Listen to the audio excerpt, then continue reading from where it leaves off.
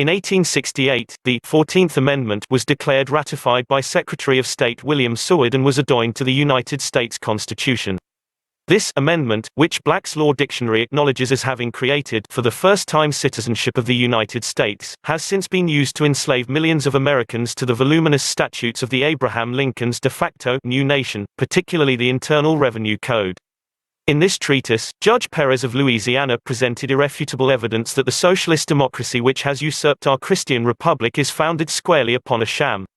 The unconstitutionality of the 14th Amendment, how the Southern states were illegally excluded from Congress during Reconstruction by Judge L.H. Perez. Introduction.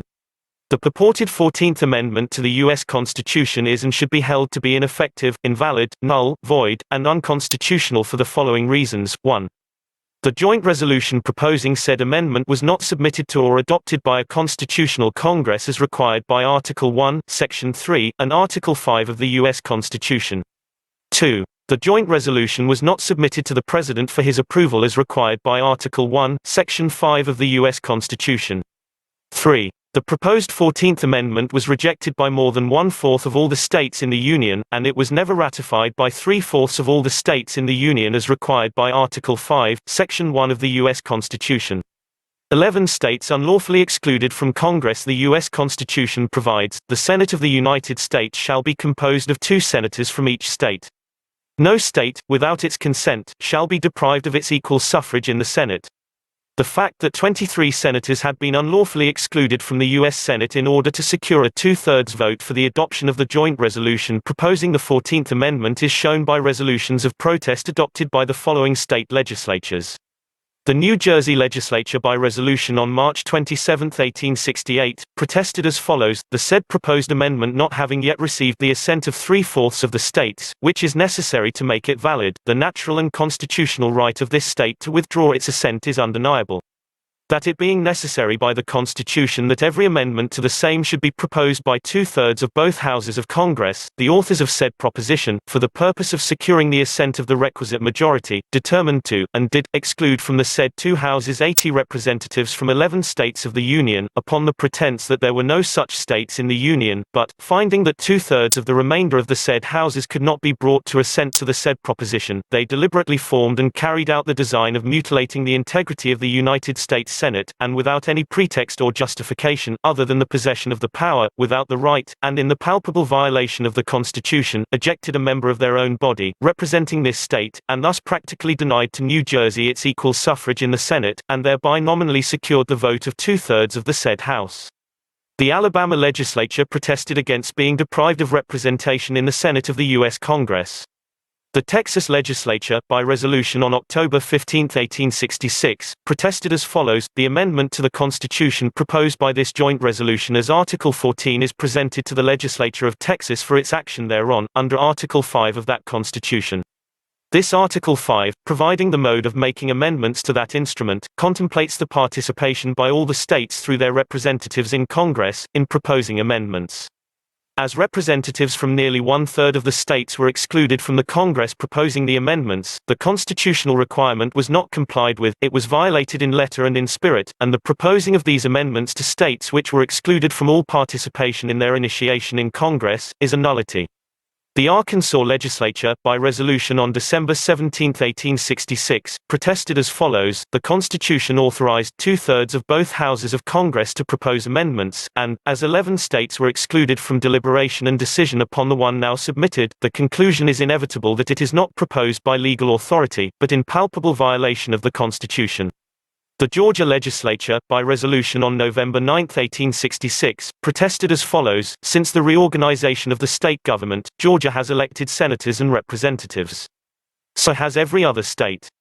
They have been arbitrarily refused admission to the seats, not on the ground that the qualifications of the members elected did not conform to the 4th paragraph, 2nd section, 1st article of the Constitution, but because their right of representation was denied by a portion of the states having equal but not greater rights than themselves. They have in fact been forcibly excluded, and, inasmuch as all legislative power granted by the states to the Congress is defined, and this power of exclusion is not among the powers expressly or by implication defined, the assemblage, at the capital, of representatives from a portion of the states, to the exclusion of the representatives of another portion, cannot be a constitutional Congress, when the representation of each state forms an integral part of the whole. This amendment is tendered to Georgia for ratification, under that power in the Constitution which authorizes 2/3 of the Congress to propose amendments. We have endeavored to establish that Georgia had a right, in the first place, as a part of the Congress, to act upon the question, shall these amendments be proposed? Every other excluded state had the same right. The first constitutional privilege has been arbitrarily denied. Had these amendments been submitted to a constitutional Congress, they would never have been proposed to the states. 2/3 of the whole Congress never would have proposed to 11 states voluntarily to reduce the political power in the Union, and at the same time, disfranchise the larger portion of the intellect, integrity, and patriotism of 11 co-equal states. The Florida legislature, by resolution on December 5, 1866, protested as follows: "Let this alteration be made in the organic system, and some new and more startling demands may or may not be required by the predominant party previous to allowing the 10 states now unlawfully and unconstitutionally deprived of their right of representation is guaranteed by the Constitution of this country, and there is no act, not even that of rebellion, can deprive them." The South Carolina legislature, by resolution on November 27, 1866, protested as follows: 11 of the southern states, including South Carolina, are deprived of their representation in Congress. Although their senators and representatives have been duly elected and have presented themselves for the purpose of taking the seats, their credentials have, in most instances, been laid upon the table without being read, or have been referred to a committee, who have failed to make any report on the subject. In short, Congress has refused to exercise its constitutional functions, and decide either upon the election, the return, or the qualification of these selected by the states and people to represent us. Some of the senators and representatives from the southern states were prepared to take the test oath, but even these have been persistently ignored, and kept out of the seats to which they were entitled under the Constitution and laws. Hence this amendment has not been proposed by 2/3 of both houses of a legally constituted Congress, and is not, constitutionally or legitimately, before a single legislature for ratification. The North Carolina legislature, by resolution on December 6, 1866, protested as follows: "The federal Constitution declares in substance, that Congress shall consist of a House of Representatives, composed of members apportioned among the respective states in the ratio of their population, and of a Senate, composed of 2 members from each state." And in the article which concerns amendments, it is expressly provided that no state, without its consent, shall be deprived of its equal suffrage in the Senate. The contemplated amendment was not proposed to the states by a Congress thus constituted. At the time of its adoption, the 11 seceding states were deprived of representation both in the Senate and House, although they all, except the state of Texas, had senators and representatives duly elected and claiming their privileges under the Constitution. In consequence of this, these states had no voice on the important question of proposing the amendment. Had they been allowed to give their votes, the proposition would doubtless have failed to command the required 2/3 majority. If the votes of these states are necessary to a valid ratification of the amendment, they were equally necessary on the question of proposing it to the states, for it would be difficult, in the opinion of the committee, to show by what process in logic, men of intelligence, could arrive at a different conclusion. Article 1, Section 7 of the United States Constitution provides that not only every bill have been passed by the House of Representatives and the Senate of the United States Congress, but that every order, resolution, or vote to which the concurrence of the Senate and House of Representatives may be necessary, except on a question of adjournment, shall be presented to the President of the United States, and before the same shall take effect, shall be approved by him, or being disapproved by him shall be repassed by 2/3 of the Senate and House of Representatives, according to the rules and limitations prescribed in the case of a bill. The joint resolution proposing the 14th Amendment was never presented to the President of the United States for his approval, as President Andrew Johnson stated in his message on June 22, 1866. Therefore the joint resolution did not take effect. Amendment not ratified by 3/4 of the states, pretermitting the ineffectiveness of said resolution. As demonstrated above, 15 states out of the then 37 states of the Union rejected the proposed 14th Amendment between the date of its submission to the states by the Secretary of State on June 16, 1866, and March 24, 1868, thereby further nullifying said resolution and making it impossible for its ratification by the constitutionally required 3/4 of such states, as shown by the rejections thereof by the legislatures of the following states. Texas rejected the 14th Amendment on October 27, 1866. Georgia rejected it on November 9, 1866. Florida rejected it on December 6, 1866. Alabama rejected it on December 7, 1866. Arkansas rejected it on December 17, 1866. North Carolina rejected it on December 17, 1866. South Carolina rejected it on December 20, 1866. Kentucky rejected it on January 8, 1867. Virginia rejected it on January 9, 1867. Louisiana rejected it on February 6, 1867. Delaware rejected it on February 7, 1867. Maryland rejected it on March 23, 1867. Mississippi rejected it on January 31, 1868. Ohio rejected it on January 15, 1868. New Jersey rejected it on March 24, 1868. There is no question that all of the southern states which rejected the 14th Amendment had legally constituted governments, were fully recognized by the federal government, and were functioning as member states of the Union at the time of their rejection. President Andrew Johnson, in his veto message of March 2, 1867, pointed out, "It is not denied that the states in question have each of them an actual government with all the powers, executive, judicial, and legislative, which properly belong to a free state. They are organized like the other states of the Union, and, like them, they make, administer, and execute the laws which concern their domestic affairs." If further proof were needed that these states were operating under legally constituted governments as member states of the Union, the ratification of the 13th Amendment on December 8, 1865 undoubtedly supplies this official proof. If the southern states were not member states of the Union, the 13th Amendment would not have been submitted to their legislatures for ratification. The 13th Amendment to the United States Constitution was proposed by joint resolution of Congress and was approved February 1, 1865 by President Abraham Lincoln, as required by Article 1, Section 7 of the United States Constitution.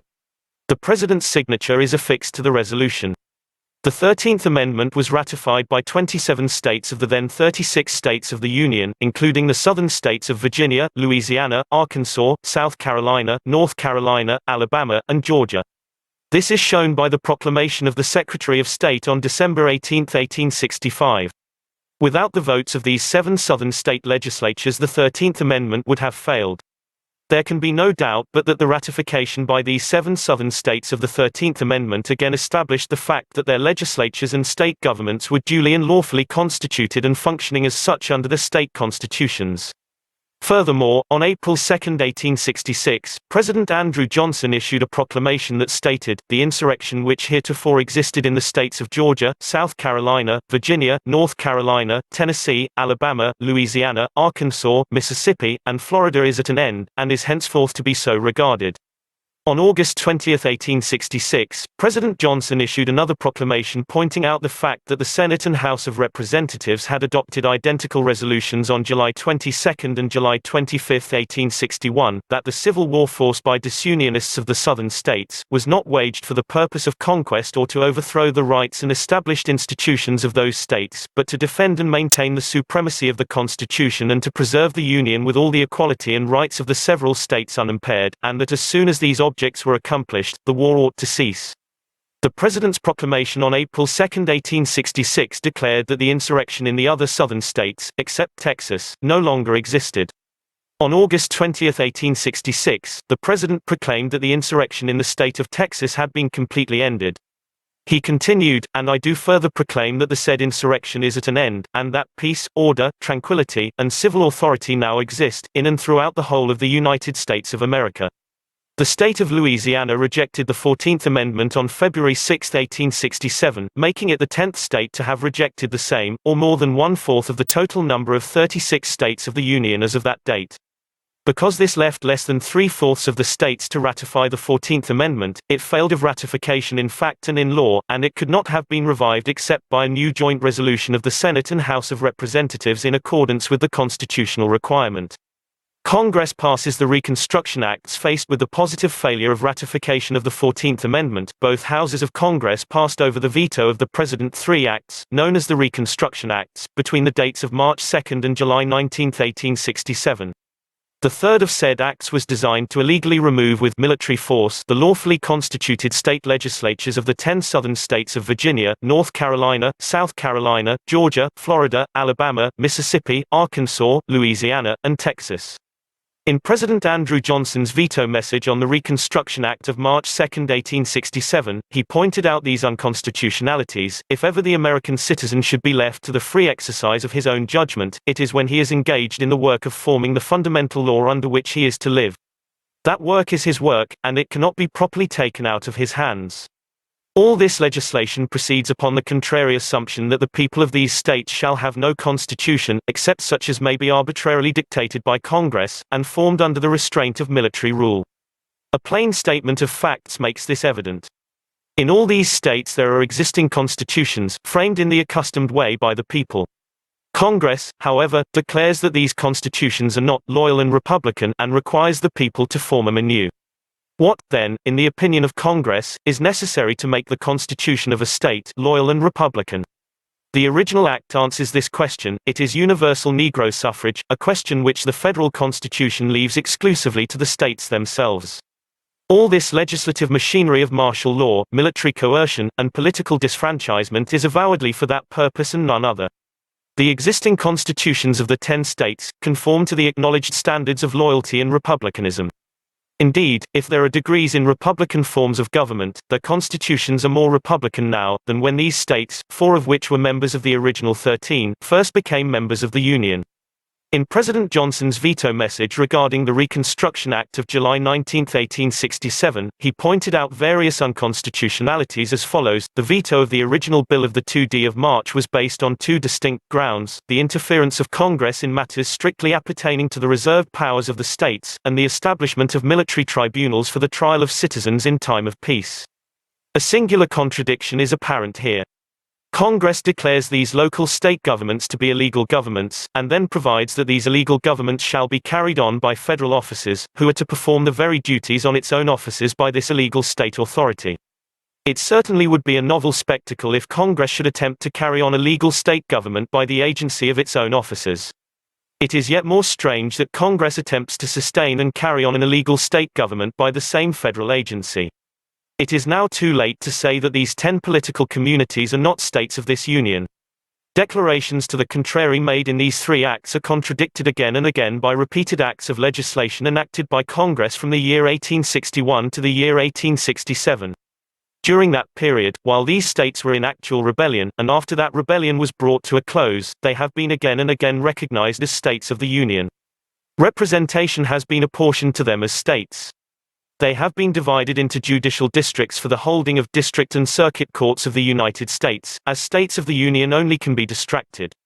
The last act on this subject was passed July 23, 1866, by which every one of these 10 states was arranged into districts and circuits. They have been called upon by Congress to act through their legislatures upon at least 2 amendments to the Constitution of the United States. As states they have ratified 1 amendment, which required the vote of 27 states of the 36 then composing the Union. When the requisite 27 votes were given in favor of that amendment, it was proclaimed to be a part of the Constitution of the United States, and slavery was declared no longer to exist within the United States or any place subject to the jurisdiction.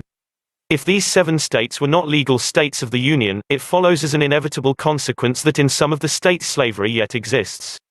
It does not exist in these 7 states, for they have abolished it also in the state constitutions, but Kentucky not having done so, it would still remain in that state. But, in truth, if this assumption that these states have no legal state governments be true, then the abolition of slavery by these illegal governments binds no one, for Congress now denies to these states the power to abolish slavery by denying them the power to elect a legal state legislature, or to frame a constitution for any purpose, even for such a purpose as the abolition of slavery. As to the other constitutional amendment having reference to suffrage, it happens that these states have not accepted it.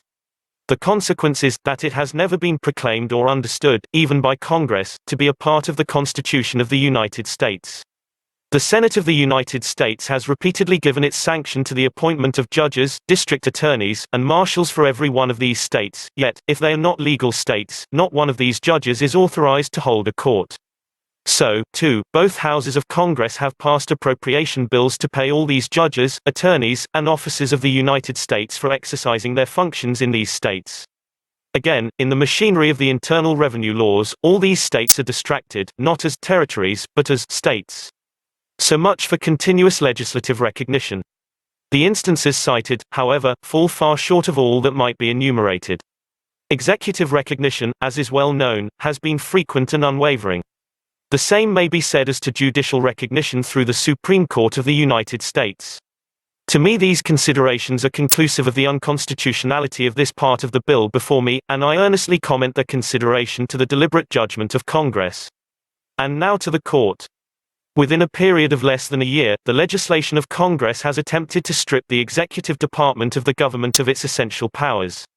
The Constitution, and the oath provided in it, devolve upon the President the power and duty to see that the laws are faithfully executed. The Constitution, in order to carry out this power, gives him the choice of the agents, and makes them subject to his control and supervision. But in the execution of these laws, the constitutional obligation upon the President remains, but the powers to exercise that constitutional duty is effectually taken away. The military commander is, as to the power of appointment, made to take the place of its president, and the general of the army the place of the Senate, and any attempt on the part of the president to assert his own constitutional power may, under pretense of law, be met by official insubordination. It is to be feared that these military officers, looking to the authority given by these laws rather than to the letter of the Constitution, will recognize no authority but the commander of the district and the general of the army. If there were no other objection than this to this proposed legislation, it would be sufficient. Some states protest against Reconstruction. No one can contend that the Reconstruction Acts were ever upheld as being valid and constitutional. They were brought into question, but the courts either avoided decision or were prevented by Congress from finally adjudicating upon their constitutionality. In Mississippi v. President Andrew Johnson, where the suit sought to enjoin the President of the United States from enforcing provisions of the Reconstruction Acts, the U.S. Supreme Court held that the President could not be adjoined because for the judicial department of the government to attempt to enforce the performance of the duties of the President might be justly characterized, in the language of Chief Justice Marshall, as an absurd and excessive extravagance. The court further said that if it granted the injunction against the enforcement of the Reconstruction Acts, and if the President refused obedience, it was needless to observe that the court was without power to enforce its process. In a joint action, the states of Georgia and Mississippi brought suit against the President and the Secretary of War. The court said, the bill then sets forth that the intent and design of the acts of Congress, as apparent on their face and by their terms, are to overthrow and annul this existing state government, and to erect another and different government in its place, unauthorized by the Constitution and in defiance of its guarantees, and that, in furtherance of this intent and design, the defendants, the Secretary of War, the General of the Army, and Major General Pope, acting under orders of the President, are about setting in motion a portion of the Army to take military possession of the state, and threaten to subvert her government and subject her people to military rule, that the state is holding inadequate means to resist the power and force of the executive department of the United States, and she therefore insists that such protection can, and ought to be afforded by a decree or order of this court in the premises. The applications for injunction by these two states to prohibit the executive department from carrying out the provisions of the Reconstruction Acts directed to the overthrow of their government, including this dissolution of the state legislatures, were denied on the grounds that the organization of the government into three great departments, the executive, legislative, and judicial, carried limitations of the powers of each by the Constitution. This case went the same way as the previous case of Mississippi against President Johnson and was dismissed without adjudicating upon the constitutionality of the Reconstruction Acts. In another case, ex parte William H. McCradle, a petition for the writ of habeas corpus for unlawful restraint by military force of a citizen not in the military service of the United States was before the United States Supreme Court. After the case was argued and taken under advisement, and before conference in regarding the decision to be made, Congress passed an emergency act, vetoed by the President and repassed over his veto, repealing the jurisdiction of the U.S. Supreme Court in such case. Accordingly, the Supreme Court dismissed the appeal without passing upon the constitutionality of the Reconstruction Acts, under which the non-military citizen was held without benefit of writ of habeas corpus, in violation of Article 1, Section 9 of the U.S. Constitution. That act of Congress placed the Reconstruction Acts beyond judicial recourse and avoided tests of constitutionality. It is recorded that one of the Supreme Court justices, Greer, protested against the action of the court as follows: "This case was fully argued in the beginning of this month. It is a case which involves the liberty and rights, not only of the appellant, but of millions of our fellow citizens. The country and the parties had a right to expect that it would receive the immediate and solemn attention of the court. By the postponement of this case we shall subject ourselves, whether justly or unjustly, to the imputation that we have evaded the performance of a duty imposed on us by the Constitution, and waited for legislative interposition to suppress our action, and relieve us from responsibility. I am not willing to be a partaker of the eulogy or opprobrium that may follow. I can only say, I am ashamed that such opprobrium should be cast upon the court and that it cannot be refuted." The 10 states were organized into military districts under the Unconstitutional Reconstruction Acts. Their lawfully constituted legislatures were illegally removed by military force, and were replaced by rump, so-called legislatures, 7 of which carried out military orders and pretended to ratify the 14th Amendment as follows: Arkansas on April 6, 1868. North Carolina on July 2, 1868. Florida on June 9, 1868. Louisiana on July 9, 1868. South Carolina on July 9, 1868. Alabama on July 13, 1868. Georgia on July 21, 1868. Of the above 7 states whose legislatures were removed and replaced by rump, so-called legislatures, 6 legislatures of the states of Louisiana, Arkansas, South Carolina, Alabama, North Carolina, and Georgia had ratified the 13th Amendment as shown by the Secretary of State's proclamation of December 18, 1865, without which ratifications, the 13th Amendment could not and would not have been ratified because said 6 states made a total of 27 out of 36 states, or exactly 3/4 of the number required by Article 5 of the Constitution for ratification. Furthermore, governments of the states of Louisiana and Arkansas had been re-established under a proclamation issued by President Abraham Lincoln dated December 8, 1863. The government of North Carolina had been re-established under a proclamation issued by President Andrew Johnson dated May 29, 1865. The government of Georgia had been re-established under a proclamation issued by President Johnson dated June 17, 1865. The government of Alabama had been re-established under a proclamation issued by President Johnson dated June 21, 1865. The government of South Carolina had been re-established under a proclamation issued by President Johnson dated June 30, 1865. These 3 Reconstruction Acts, under which the above state legislatures were illegally removed and unlawful rump, or so-called legislatures were substituted in a mock effort to ratify the 14th Amendment, were unconstitutional, null and void, ab initio, and all acts done thereunder were also null and void, including the purported ratification of the 14th Amendment by said 6 Southern puppet legislatures of Arkansas, North Carolina, Louisiana, South Carolina, Alabama, and Georgia. Those Reconstruction Acts of Congress and all acts and things unlawfully done thereunder were in violation of Article 4, Section 4 of the United States Constitution, which required the United States to guarantee a republican form of government. They violated Article 1, Section 3, and Article 5 of the Constitution, which entitled every state in the Union to 2 senators because under provisions of these unlawful acts of Congress, 10 states were deprived of having 2 senators, or equal suffrage in the Senate. The Secretary of State expressed doubt as to whether 3/4 of the required states had ratified the 14th Amendment, as shown by his proclamation of July 20, 1868. Promptly on July 21, 1868, a joint resolution was adopted by the Senate and House of Representatives declaring that 3/4 of the several states of the Union had indeed ratified the 14th Amendment. That resolution, however, included the purported ratifications by the unlawful puppet legislatures of 5 states, Arkansas, North Carolina, Louisiana, South Carolina, and Alabama, which had previously rejected the 14th Amendment by action of their lawfully constituted legislatures, as shown above. This joint resolution assumed to perform the function of the Secretary of State in whom Congress, by Act of April 20, 1818, had vested the function of issuing such proclamation declaring the ratification of constitutional amendments. The Secretary of State bowed to the action of Congress and issued his proclamation of July 28, 1868, in which he stated that he was acting under authority of the Act of April 20, 1818, but pursuant to said resolution of July 21, 1868. He listed 3/4 or so of the then 37 states as having ratified the 14th Amendment, including the purported ratification by the unlawful puppet legislatures of the states of Arkansas, North Carolina, Louisiana, South Carolina, and Alabama.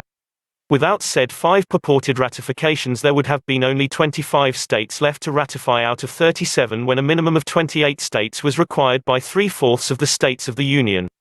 The joint resolution of Congress and the resulting proclamation of the Secretary of State also included purported ratifications by the states of Ohio and New Jersey, although the proclamation recognized the fact that the legislatures of said states, several months previously, had withdrawn their ratifications and effectively rejected the 14th Amendment in January 1868 and April 1868.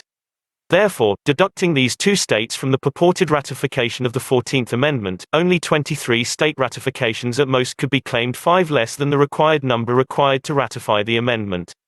From all of the above documented historic facts, it is inescapable that the 14th Amendment was never validly adopted as an article of the Constitution, that it has no legal effect, and it should be declared by the courts to be unconstitutional, and therefore, null, void, and of no effect. The Constitution strikes the amendment with nullity. The defenders of the 14th Amendment contend that the U.S. Supreme Court has decided finally upon its validity. In what is considered the leading case, Coleman v. Miller, the U.S. Supreme Court did not uphold the validity of the 14th Amendment. In that case, the court brushed aside constitutional questions as though they did not exist. For instance, the court made the following statement: the legislatures of Georgia, North Carolina, and South Carolina had rejected the amendment in November and December 1866. New governments were erected in those states, and in others, under the direction of Congress. The new legislatures ratified the amendment, that of North Carolina on July 4, 1868, that of South Carolina on July 9, 1868, and that of Georgia on July 21, 1868. The court gave no consideration to the fact that Georgia, North Carolina, and South Carolina were 3 of the original states of the Union with valid and existing constitutions on an equal footing with the other original states and those later admitted into the Union.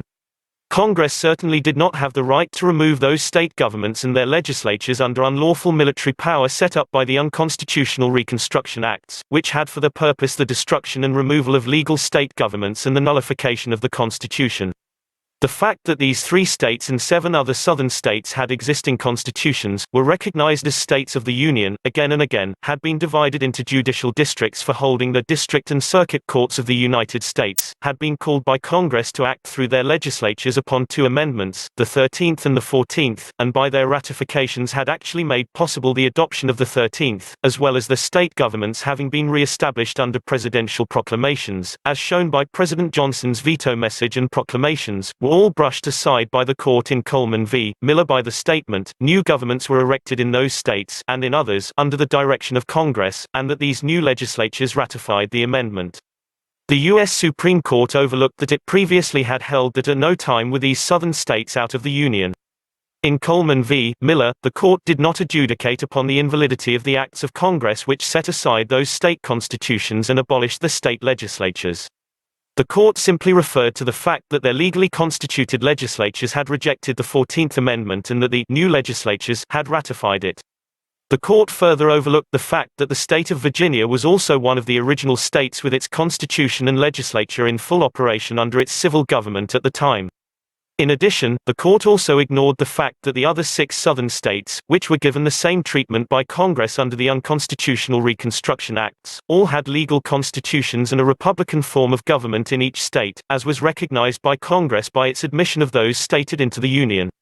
The court certainly must take judicial cognizance of the fact that before a new state is admitted by Congress into the Union, Congress enacts an enabling act to enable the inhabitants of the territory to adopt a constitution to set up a republican form of government as a condition precedent to the admission of the state into the Union, and upon approval of such constitution, Congress then passes the act of admission of such stated. All this was ignored and brushed aside by the Supreme Court in the Coleman v. Miller case. However, the court inadvertently stated, whenever official notice is received at the Department of State that any amendment to the Constitution of the United States has been adopted, according to the provisions of the Constitution, the Secretary of State shall forthwith cause the amendment to be published, with his certificate, specifying the states by which the same may have been adopted, and that the same has become valid, to all intents and purposes, as a part of the Constitution of the United States. In Hawke v. Smith, the U.S. Supreme Court unmistakingly held, the fifth article is a grant of authority by the people to Congress. The determination of the method of ratification is the exercise of a national power specifically granted by the Constitution. That power is conferred upon Congress, and is limited to two methods, by action of the legislatures of 3/4 of the states. Dodge v. Woolsey, 18 How. 331, 15 L. ed. 401. The framers of the Constitution might have adopted a different method. Ratification might have been left to a vote of the people, or to some authority of government other than that selected. The language of the article is plain, and admits of no doubt in its interpretation. It is not the function of courts or legislative bodies, national or state, to alter the method which the Constitution has fixed.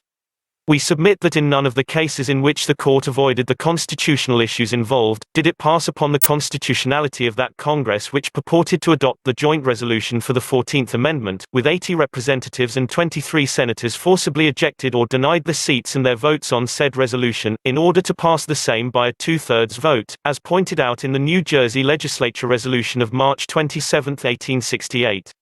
Such a fragmentary Congress also violated the constitutional requirements of Article 5 that no state, without its consent, shall be deprived of its equal suffrage in the Senate. There is no such thing as giving life to an amendment illegally proposed or never legally ratified by 3/4 of the states. There is no such thing as amendment by laches, no such thing as amendment by waiver, no such thing as amendment by acquiescence, and no such thing as amendment by any other means whatsoever except the means specified in Article 5 of the Constitution itself. It does not suffice to say that there have been hundreds of cases decided under the 14th Amendment to offset the constitutional deficiencies in its proposal or ratification as required by Article 5 if hundreds of litigants did not question the validity of the 14th Amendment, or question the same perfunctorily without submitting documentary proof of the facts of record which made its purported adoption unconstitutional. Their failure cannot change the Constitution for the millions in America. The same thing is true of laches, the same thing is true of acquiescence, the same thing is true of ill-considered court decisions. To ascribe constitutional life to an alleged amendment which never came into being according to the specified methods laid down in Article 5 cannot be done without doing violence to Article 5 itself. This is true, because the only question open to the courts is whether the alleged 14th Amendment became a part of the Constitution through a method required by Article 5. Anything beyond that which a court is called upon to hold in order to validate an amendment, would be equivalent to writing into Article 5 another mode of the amendment process which has never been authorized by the people of the United States of America. On this point, therefore, the question is, was the 14th Amendment proposed and ratified in accordance with Article 5? In answering this question, it is of no real moment that decisions have been rendered in which the parties did not contest or submit proper evidence, or the court assumed that there was a 14th Amendment.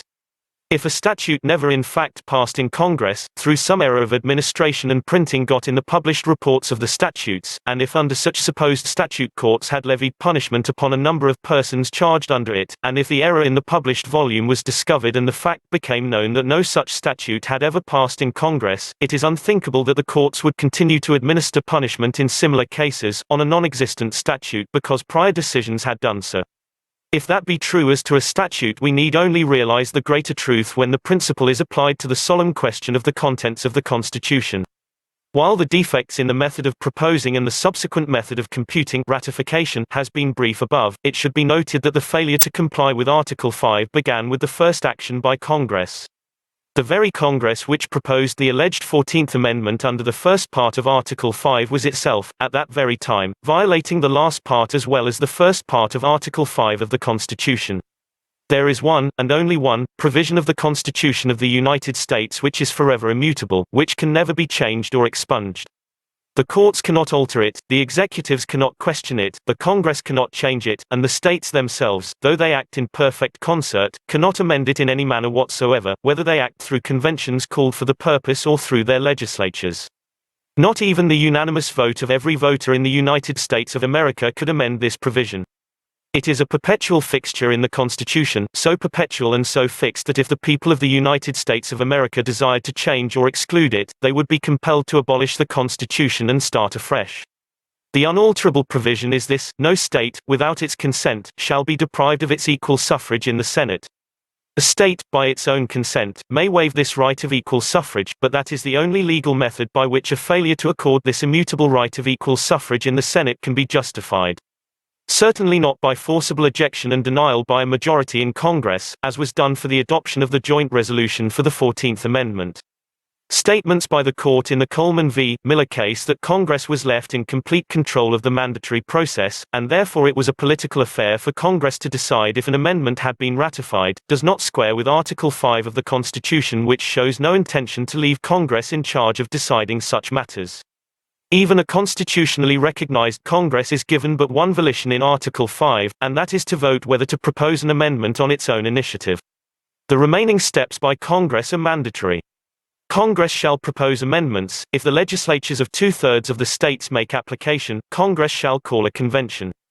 For the court to give Congress any power beyond that which is found in Article 5 is to write new material into Article 5. It would be inconceivable that the Congress of the United States could propose, compel submission to, and then give life to an invalid amendment by resolving that its effort had succeeded regardless of compliance with the positive provisions of Article 5.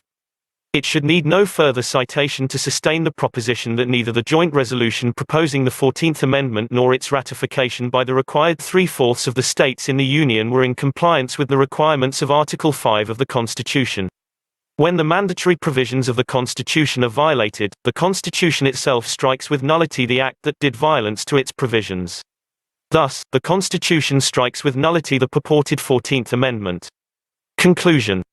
The courts, bound by oath to support the Constitution, should review all of the evidence herein submitted and measure the facts proving violations of the mandatory provisions of Article 5 of the Constitution, and finally render judgment declaring said purported amendment never to have been adopted as required by the Constitution. The Constitution makes it the sworn duty of the judges to uphold the Constitution, which strikes with nullity the 14th Amendment. As Chief Justice Marshall pointed out for a unanimous Supreme Court in Marbury v. Madison, the framers of the Constitution contemplated the instrument as a rule for the government of courts, as well as of the legislature. Why does a judge swear to discharge his duties agreeably to the Constitution of the United States, if that Constitution forms no rule for his government? If such be the real state of things, that is worse than solemn mockery. To prescribe, or to take this oath, becomes equally a crime. Thus, the particular phraseology of the Constitution of the United States confirms and strengthens the principle, supposed to be essential to all written constitutions, that courts, as well as other departments, are bound by that instrument. The federal courts actually refuse to hear argument on the invalidity of the 14th Amendment, even when the evidence above is presented squarely by the pleadings. Only an aroused public sentiment in favor of preserving the Constitution and our institutions and freedoms under constitutional government, and the future security of our country, will break the political barrier which now prevents judicial consideration of the unconstitutionality of the 14th Amendment.